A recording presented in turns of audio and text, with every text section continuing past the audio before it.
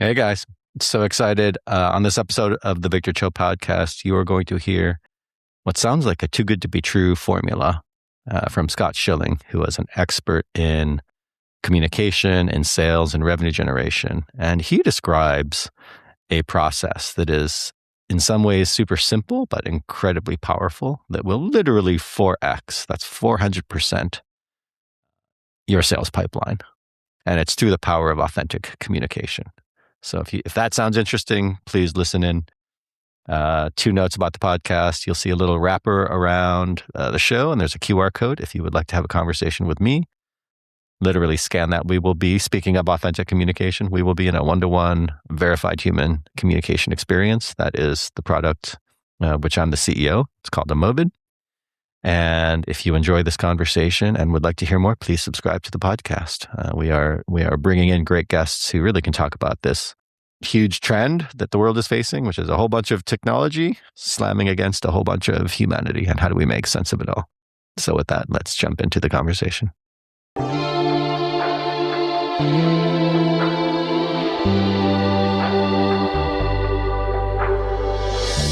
Hey guys, welcome to another conversation on the Victor Cho podcast. I am very excited to have Scott Schilling as the guest today.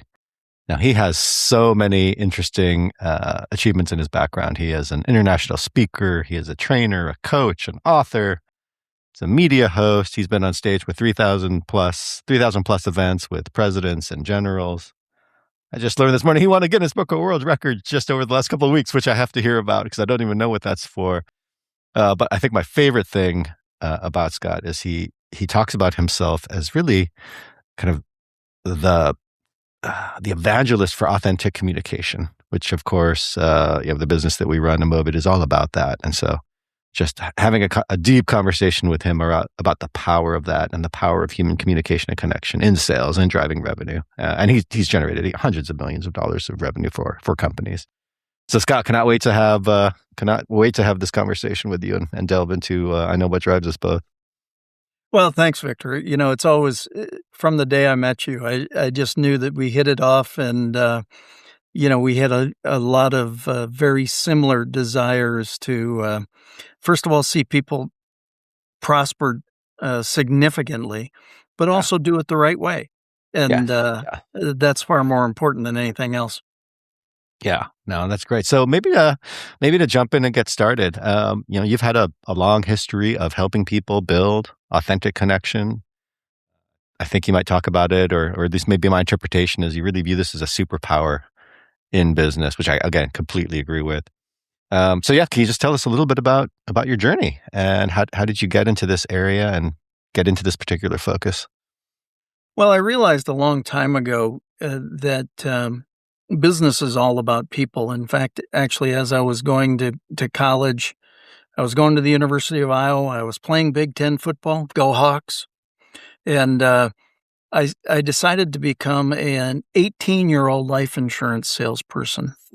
And not so much because I wanted to sell life insurance, but I wanted to learn how to talk to people, because I realized that people made the world go round. And that was just invaluable experience, being able to speak with people with integrity. And fortunately, that lent itself to having 7 job offers coming out of school when most people had none. So what being able to authentically communicate did early in my career is gave me choice. And then I utilized that choice throughout my career in so many different ways. The bottom line is people ultimately do business with people. Yeah. And I'm pretty sure that 8.5 billion people on the planet have figured out how to make more. I don't think that's going to stop anytime soon. So Scott, where did you get that insight? Did someone coach you on that, or was that just your own understanding of the world, which would make you a very wise young gentleman? Because I see young people today, right? They do not have this DNA, right? They're like, oh, let me make this as efficient and transactional.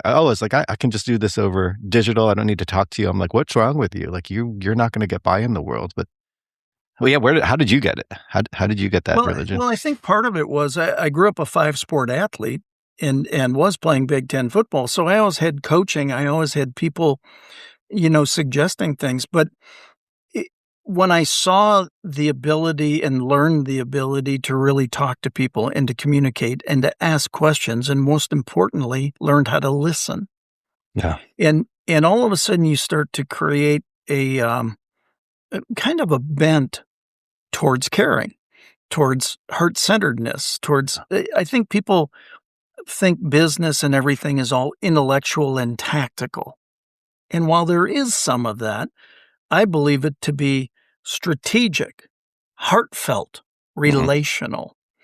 And that's what I learned early in my career. And then that allowed me to rocket to the top of a $500 million company in records, youngest national sales trainer in company history, youngest sales manager in company history, youngest divisional manager in company history. So the proof was in the pudding. When you learned how to communicate and share messages with people, the rewards came that then reinforced, hey, this is a pretty good process. Yeah, no, that's great. That's great. And then when did you decide to kind of build businesses and organizations around this? When did that come? Well, really from the beginning. I saw the success of communicating well with people and messaging and changing ensuring that the messaging was right. And I learned very early, people do business with those they know, like, and trust. Yeah. And actually, it's all about trust. But in order to get to trust, you got to go through know and like. And that's what our younger generations today haven't figured out, or nobody has told them, that you don't just get trust. You've got to go through know and like to get there. And so when as the youngest divisional manager in company history in corporate America, literally the first day when we opened up Amana Southwest here in Dallas, I gave them the world according to Scott. And I said, if anybody sells anything the first 30 days, you're fired. And of course, everybody. Oh, that's fascinating. Very confused at me, right? Yeah. I said, the only thing you're going to sell is that we will out-service, out-hustle, outperform. There's a new sheriff in town. You're going to be treated better than you've ever been treated in this industry. That's what you're going to sell for the first 30 days. You're not going to sell any product. And so we were able to put into place a culture of servant leadership and of helping our customers and doing that. And because we had that foundation, we then were able to enact on that. I come out of the Ziegler camp. You can have everything in life you want when you simply help enough other people get what they want. Yeah. It was an extension of that and putting it into play immediately. Oh my God, I love that on so many levels. So one of the best pieces of advice I got when I was at Microsoft, my boss came in and she basically said, hey, Victor, like you do amazing work, but she's like, if I got hit by a bus tomorrow, nobody would know. She's like you need to go out and build relationships with the rest of the organization, and you need to communicate and you need to help them. And I was like, what do you mean? Like, how I'm this little, I was just a junior little kid. I was like, what do you mean? I can go help them. She's like, you're doing amazing stuff. Like, go out. And she's like, you're going to feel like it's self-promoting, but it doesn't have to be. Like, go out and share the insights that you've generated, right? Go help other people. Go be proactive across the company. And that I learned that relatively early. And to your point, Scott, I think that has been a huge foundation of my success. Has helped me navigate the kind of the corporate tiers and kind of get my first CEO role pretty young. But yeah, that idea that it's not it's not transactional, right? It is relational, and you're helping others and you're communicating, right, on an ongoing basis. I love that. It's so foundational when you really learn it and understand it. And even in the training that I got early, even though we were totally prepared for those to go to meet somebody and have a presentation already prepared, I was taught that even though you're prepared, ask them 5 to 8 qualifying questions first, confirming questions. Yeah. information you probably already know, but just confirm it with them to help them feel comfortable that you're truly listening to them. And then present with permission the Yeah. opportunity. And it was such a great foundational piece of knowledge to just understand that, again, people do business with people. When you are kind, when you are empathetic, when you are caring, when you have a true genuine concern to deliver a solution that fixes their challenge or their problem, you selling is actually serving if you think Yes. about it. You know, you've got a solution, they've got a challenge. When you match those up appropriately, you've actually provided an act of service. So everything that I've done, again, See You at the Top, a great book by the great Zig Ziglar, been around for a long time, uh, is really about understanding that selling and presentation is actually serving. Yeah. What advice would you give other than sitting down with you, of course, over extensive training? But like, what if you're a young worker, or even not even young, because I see this as a gap. Actually, I still see this in very senior folks. They are still very much in this mode of, I call it inquiry versus advocacy. Right? They're in this heavy advocacy world of like, I'm just going to barrel my way in and like convince you. And I think that has a place in a tiny subset of interactions, but the vast majority, right? It's relationship building, it's inquiry, etc. What would be your advice? What were the first steps that you'd recommend that someone take on this journey to build that Again, the skill? first thing that I would do is actually be kind of self-reflective. If the results that you're getting, we're all in the exact same business. We're in the results business. Yeah. We've got to get results with whatever we do. If you're not getting the results you desire, there's a reason, and you might be it. In other words, Yeah. your approach uh, might be what's holding you back, quite frankly. Yeah. And if you understand that, and it's so funny because I've said this to numerous CEOs across my career as we're talking about training contracts and different things. I said, I'm going to say something to you, and I'm pretty sure you're not going to like it, but I'm going to say it anyway because it's the truth. And they say, what's that? I said, nobody wants your product. There's not a single person on the planet that wants anything that anybody produces. What they want is the benefits Hmm. and the solutions that are created because of the products that they Yeah. create. And people get so enamored with the product, and if they would just understand it's the people, and you have to positively impact their life. And if you can impact somebody's life, that lasts truly a lifetime, because not that many people are willing to do it, which is the crazy part. Yeah. It's actually pretty easy to do. You just got to be nice to people. You got to care about people. You've got to be genuinely interested in people. You've got to ask them, what's your challenge? And gosh, maybe I have a solution to that challenge, or maybe I know somebody who does, and I'm Hmm. just as happy to introduce you to them. Yeah. That's all relational there. And when you do that consistently, it's amazing what happens. Last week, I put two friends together. I will receive nothing out of it except two happier friends, Yes. right? In other words, one had a challenge, another one had a solution to that challenge. I knew them both, so I became the conduit and put them together. Their challenge is now solved. One sold a product, one bought a product. Both of them are happy, and guess who they're also happy with? Me. Yeah. I solved a problem in both cases. And so if we understand it's not, everything isn't always linear. Yes. And so many people try to make it absolutely linear, and it's just not. Yes. Yeah. I think that's such an important message for folks. I learned that lesson.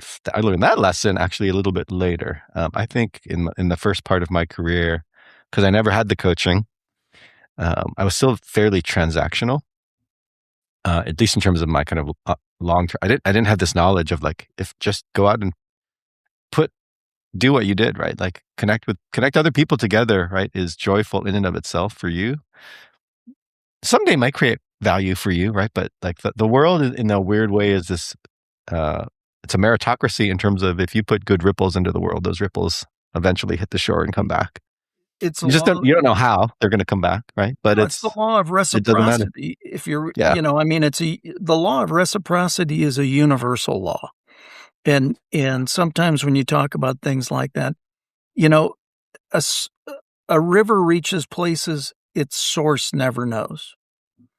If you would just be the source of value and goodwill and lifting things up and solving problems. I learned, again, I've been blessed to do over 3,000 live events in my career. Yeah. Stadiums at 25,000 down to 2 sitting in seats, and actually 1 sitting in seats, everything in between.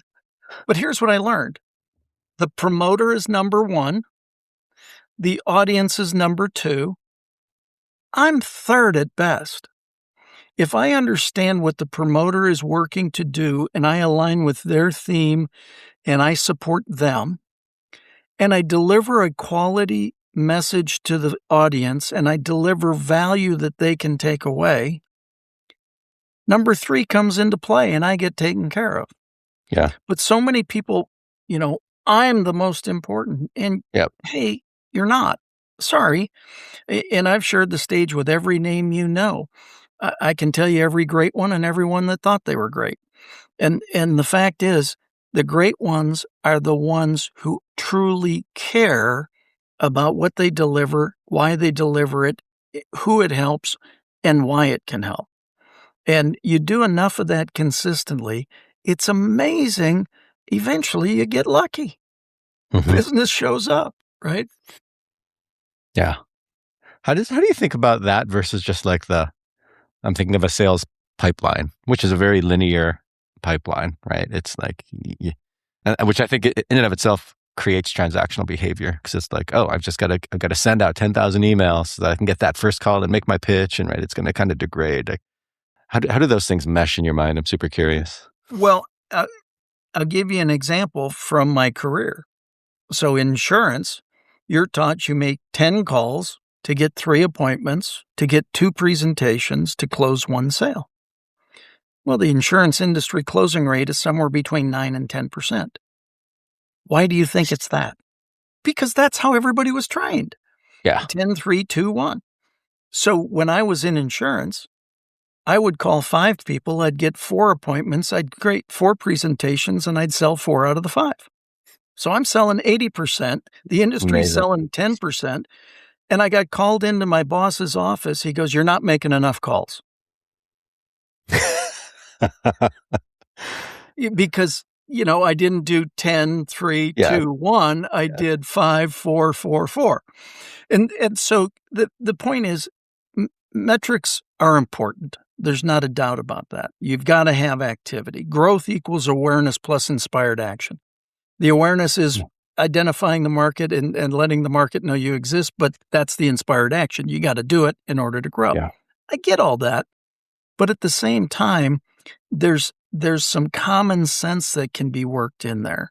And it's the quality of those interactions. And it's making sure that you're leaving people better off for every interaction. It's the constant investment of value of some sort.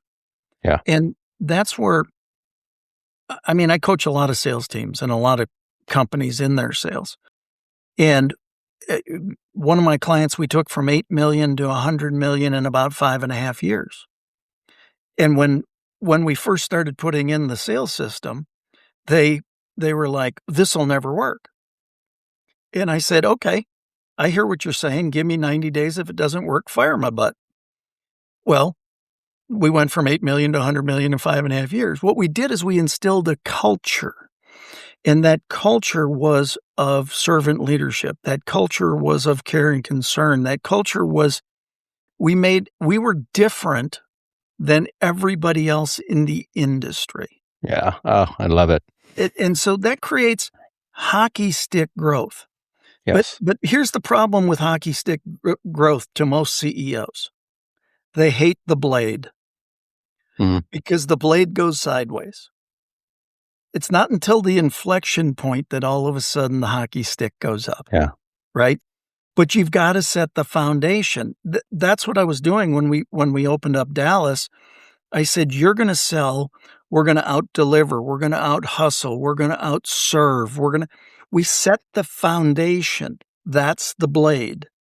Sometimes you have to set the foundation in place, and then all of a sudden the good things start to happen, the inflection point. And what will happen, and I have found this across multiple industries through decades in my career, is you will sell more product at higher margin with less effort and less expense over time for a longer period of time. Yeah. Now, everybody wants the reward. They just tend not to like the blade. They don't like the 30, 60, 90 days that it takes to condition the market that you're better and different. Well, everyone's looking for, I mean, it's the problem with our modern society, right? Everything is moving faster, instantaneous. Now with AI automated. So like, I'd love to drill down now into, I see a tidal wave of technological change coming. In many ways, the selling processes are tip of the spear, right? Selling and marketing processes, at least for AI. If I look at my day to day, I think that's probably one of the most tangible changes over the last 6 to 12 months is just the amount of AI crap that flows in. And it's the opposite of what we're talking about, right? It is people, actually, it's not the opposite. Sorry. It is people trying to fake that relationship building with AI, but it's so clear that it's not them. And so it's making it worse. It's like I'd almost rather you just send me a cold email than pretend that you know who I am, right? And have this is just clearly AI generated. So yeah, how does this world change in your mind as AI effectively, right, ripples into every business process, but in particular these communication and selling processes? I've said it many times now. I truly believe the way to AI proof yourself is to become more human, is to do the things that human beings are the only bodies that are capable of doing. I Yeah. think greater empathy, greater compassion, greater caring concern. I am all for AI using it to save me time where it can save me time. Maybe a first draft on an email, not Yep. the final draft on Yep. an email. Maybe research where it can pull information very quickly that then I can evaluate. I think that the challenge with many people right now is they're trying to say AI is the end all be all. And it is not the end all be all. It is a portion. It is, look back when we went from the abacus to the calculator to the computer to the, everything was going to be the end of the earth. And yet they just proved to be tools. I think AI is wonderful in so many ways. But if you're understanding how they're training large language models, they're training anything that they can get their hands on. Now, there's some expert Victor Cho content, Yes. but there's also some content by not Victor Cho that now takes it to B- 11th grade work, right? Because it all gets muddled together. And so what's happening is there's a lot of generalities and there's a lot of different things like that. Again, I'm a proponent of it because I can assure you denial is not a strategy. It's here. Yeah. It's not just coming. It's here and it's going to keep on getting better. But the one thing it can't do is be human.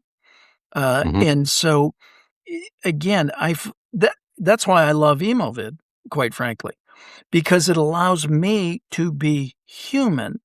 It's not a it's not an AI generated Scott Yeah. saying something. It is me taking 43 seconds to say, "Hey, Victor, thanks for our conversation today. It was really awesome. You know what?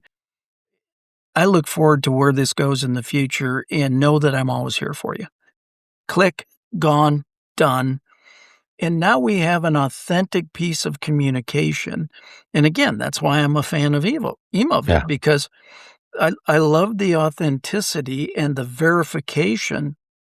And my friends are now going, wow, it is so refreshing to see a video that I know is you.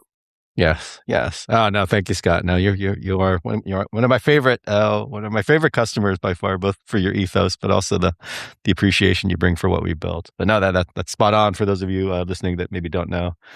So I'm the CEO of this company, Movid, and it literally was founded on this shared ethos that Scott, I think, espouses, that look, in this world of AI, you have to maintain verified human trusted communication. Um, so I love your comment there. I'm curious as to your response on this one, because I think you alluded to this early on. Like I've always been lucky, I think, or maybe prescient in some ways, that I see the world pretty clearly. And I do see, to your point, this is a tidal wave, right? There's going to be, AI is going to take over huge chunks of the communication flow that currently flows across the world. I call that in a bucket, the transactional communication, right? If you and I were scheduling this podcast, there's not a huge amount of value add in that. Like, that could be two agents, that could be two AIs talking to each other, right? Right. There's not a huge amount of relationship capital that gets generated. But this layer that is relational and trusted, that's going to be even more important, because it's going to be more rare, right? It's just going to be more rare. And so I believe, I think we share this idea that the ability to connect with people is going to be more important, because, imagine someone who doesn't know how to do that, right? It's still going to be humans that are making, I don't care how good the AIs get, the humans are going to make the big decisions, Yeah, I right? In mean, the society for maybe forever, right? Maybe forever. I don't think we're going to yep, delegate that agency. no, you're if I have to make a buying decision of some sort, it's me making. AI isn't gonna make a buying decision for Yeah. me. It's gonna be me making a buying decision for me, so I'm gonna evaluate all sorts of things. Now, AI can, again, do a lot of research, pull a lot of things together, but ultimately then it hands it over to me, and then I make that next level. And I Yeah. think that that's where my encouragement would be for people to understand it. And a friend of mine said it perfectly. You don't learn AI, you activate it. Hmm. Activate AI to do the things that can save you time, so that now you can do the human things that you are uniquely qualified to do. Yes.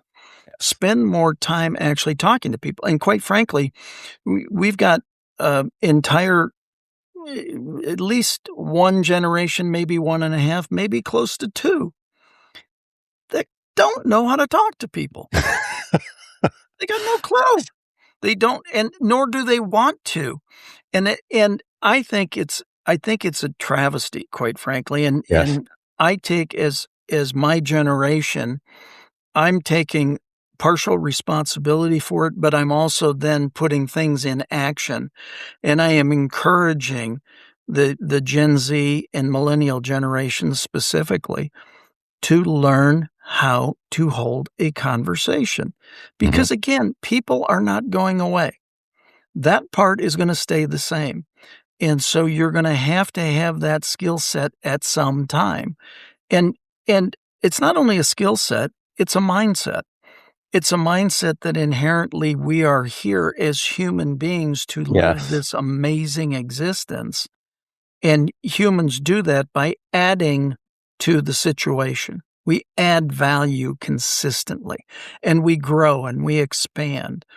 And if we don't take the initiative to downstream and say, I hear what you're saying, I understand you didn't have to learn how to talk because you had one of these in your hands the whole Yep. time. And I get it. Okay, now that we've acknowledged that I get it, now let me suggest to you why it would be advantageous to learn this next skill as well. And the reality is that, again, so much of life, the beautifulness of life, the happiness, the joy, the everything is a human experience. Yeah. And if Oh, we don't amen. learn how to have human experiences, how are we going to have human experiences? Yeah. The other thing I tell people, which is, it's crazy to me, because I'll run into a lot of people who, like, they're like, I can't talk to that person for whatever reason. They're like, I have not run into a single person on the planet where if you have the right mindset, you can't, number one, learn something profound from them. I don't care what their station is. I don't care their intelligence level or income level. Like, everyone has amazing experiences that you can learn from. You just need to understand how to tease it out and spend the time, number one. So you can learn something and you can help someone. That can fill up a 2-hour conversation with anybody on the planet from my perspective, as long as you have the mindset and the, not even the patience, because I find it incredibly valuable. Every interaction, if you just approach it the right way, if you're in there with like, oh no, what can I get from this person? Then like, yeah, what transactional thing can I get out of them? Then yeah, of course, you're not going to have very robust interactions, but that'd be my guidance to people, right? Very much so. I mean, one of my coaching clients, they're hiring they want to hire a ton of people, and they've been hiring a ton of people, but the people haven't stayed. And so one of the first things we did is we went back through the hiring practice, and I said, "So tell me, what do they want to achieve in life?" Excuse me? Yeah, well, what do they want to achieve? Yeah, yeah, And they don't know the answer, or didn't know the answer until we yeah, started coaching. And so that's mission number one, right? This is how you instill culture. You instill culture. People, again, there's the old adage, people don't care how much you know until they know how much you care. It's very true. You've got to care about people, and you've got to genuinely like people. I really don't understand why you wouldn't generally like people. yeah. I mean, that has never been a consideration for me. I agree. I agree. But you can start any conversation with, "Hey, what's new and exciting in your world?" Just talk about something that's either new Yeah. or exciting to you. And all of a sudden you're on a positive track because of the way the question was designed. You're on Hmm. a positive track. You start saying things that you're excited about. So now you're excited, which then allows me to be excited, which then allows me to support you being excited, and guess what? Now you've had this great interaction. And again, people eh, do business with those they know, like, and trust. The first thing you have to do is get to know people. Yeah. And people don't want to be around curmudgeons. They don't want to be around a bunch of grumpy people. Hey, if you're happy, tell your face, smile, have a good time doing it. Right. Then you get to like him a little bit because, boy, he says goofy things. Okay. Yeah, I do. And then, wow, he's earned my trust. Yes. And it's a Yes. process. And that's what I unfortunately don't believe enough people have downstreamed. They try to make life hacks and all sorts of different things. If we think through, the telephone came and all of a sudden we've got it in our hand all the time and we start texting. Well, now we're limited by the number of characters, so we can't even use full words. Yes. So now we start using abbreviations, except your abbreviation and my abbreviation are the same thing, but mean two different things. Yep. Like my mother-in-law, 93 years old. "Oh, isn't it terrible what happened with the tornadoes? People died. LOL." LOL? What? And so my wife goes, "Mommy, what do terrible things happen with the tornadoes. Yeah. Laugh out loud?" She goes, "Laugh out loud? I thought it was lots of love." Oh, See, So all of a sudden, we started using abbreviations. That reduced our communication even further. Then, in order to try to square that around, we started using emojis. And Hmm. emojis are designed to give you the tonality. In other words, you know, but then we start confusing that. Well, I hate you. Smiley face. Well, which one is it? Is it Yes. smiley Yes. face or is it the words that you said, right? We have so lost Yeah. the common sense part of simply communicating and talking to people. If we Yeah. would get that back, the world would be a whole lot different and better. Yeah. Yeah. Yeah. It's funny.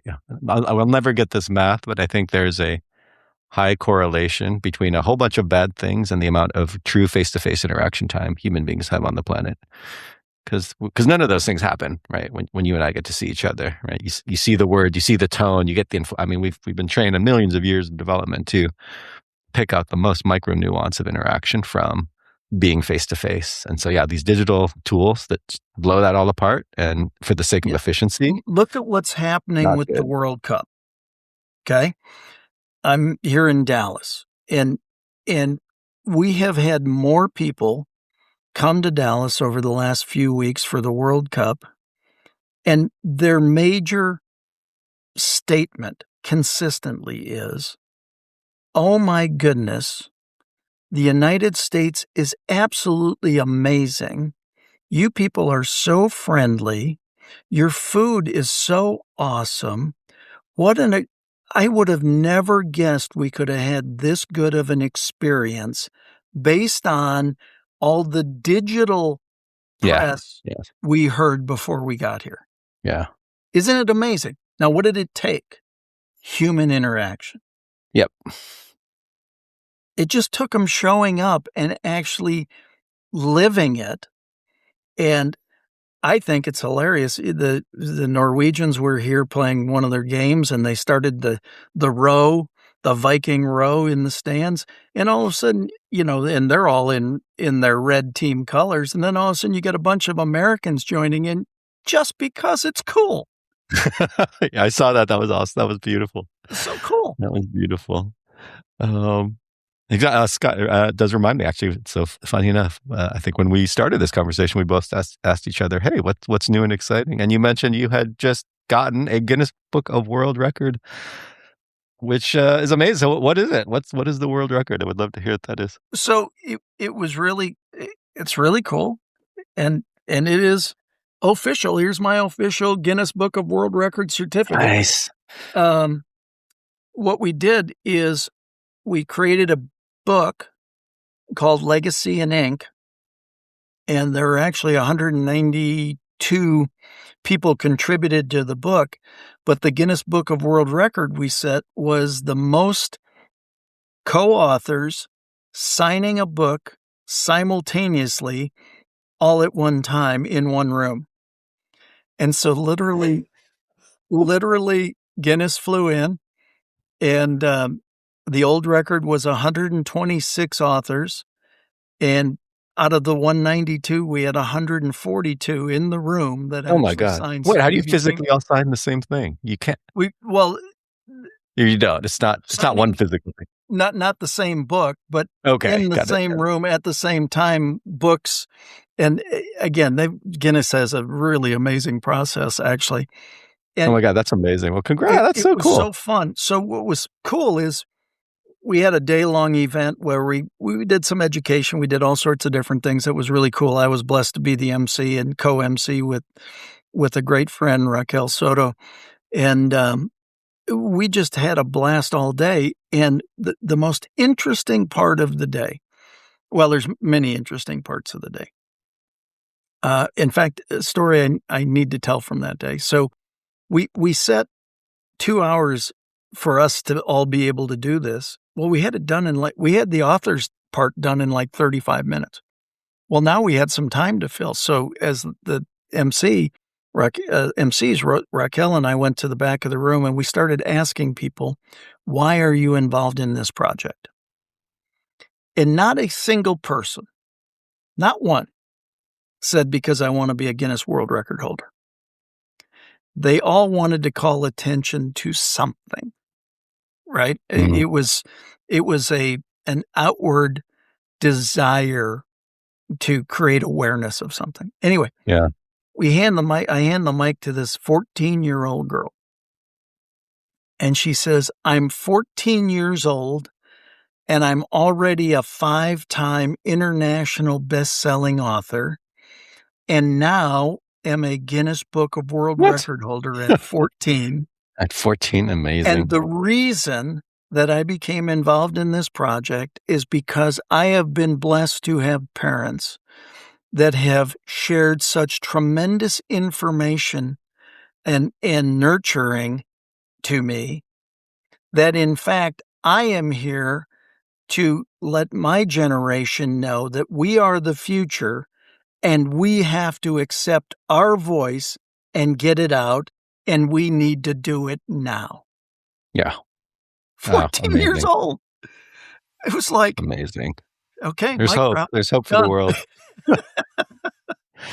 There is hope for the world. Scott, well, this has been such a great chat. I know we're a little bit over time, but this has been so marvelous to share this little chunk of time and joy with you. Two ending questions for you. Number one, how do you personally stay on top of, to the extent you can, all the technological change that's here? I mean, the podcast at a high level is about this idea of, right, collision of technology and humanity. So, like, do you have any tips that you can give? Maybe one or two of, like, well, I do X to try to make sense of or stay on top of, right, this crazy sea change that's coming. I think the number one thing you have to do is make the decision that you're going to live with childlike curiosity. Ooh, love it. I Love it. think you've got to want to look at the wonder that's coming down the pipe. And I mean, I went to 2 live events last week. Both were AI seminars. Yeah. Again, you've got to be a student of the industry. You've got to be a product of the product. You've got to, you just have to be curious. And the only way you can critically evaluate anything is to hear as many sides of it as you can hear, Yep. and then weigh them for yourself based on your experience and everything. So I think that the greatest thing you can possibly do is just be absolutely curious like a kid, not Yeah. shut anything off until Yeah. you have enough information to make a solid decision. Love that. Love that. And then final question before we leave, although I feel like Guinness Book of World Records would have inspired you. What's something that has inspired you that you could maybe share, something that somebody could read or watch or do? Well, I think one of the things last week, I literally went to 5 live events in 4 days. And being in the room again with people and understanding that, as wonderful as technology is, as wonderful as this platform is to be able to share this message today, because you're on one side of the country, I'm down in the middle south, the other side of the country, so that we can get together quickly and efficiently and be able to share messages. Let this not be the only way that you do it. I truly believe, and again, I think the World Cup has been a great mirror for society, to be able to see the joy of people coming together again. And, even one level further of that is the competitive teams getting together after the matches and praying together and coming together as competitors. Yeah. One just beat the other, and yet they all came down with a spiritual bent. And I'm sure they're not all the same spiritual components, and yet they understood coming together as people. I think that the greatest thing that we can do is engage as a person again. And I mean, I absolutely had a blast at these live events, and I would encourage people to get back out doing that. Again, it doesn't mean you're not going to be on video calls and you're not going to use video Yes. products. Of course you are. But use that on top of human interaction. Yeah, love that. Of course, I ran Evite in my previous role, and we brought like 1 billion people together face to face. That was a joyful CEO run for that reason, right? There's nothing beats the power of human connection.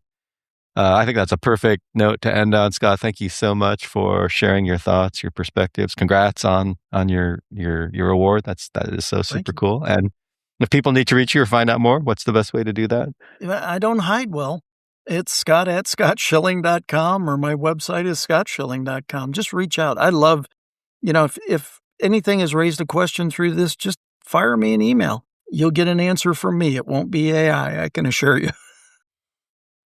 Excellent. We both share that. We authentically respond back to any incoming, which is rare in these days. Well, Scott, thank you so much. Have a great rest of the week. Have a great 4th of July, since we're recording Absolutely. this. Thank you for the opportunity, Victor.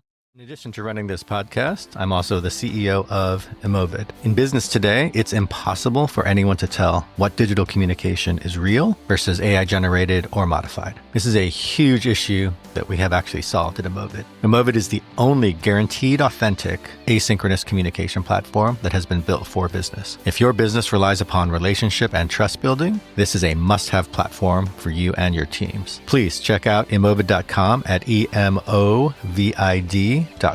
or even better, if you can see it, scan the QR code and you'll get to see the product in action and even get a special podcast offer. Thank you again for listening.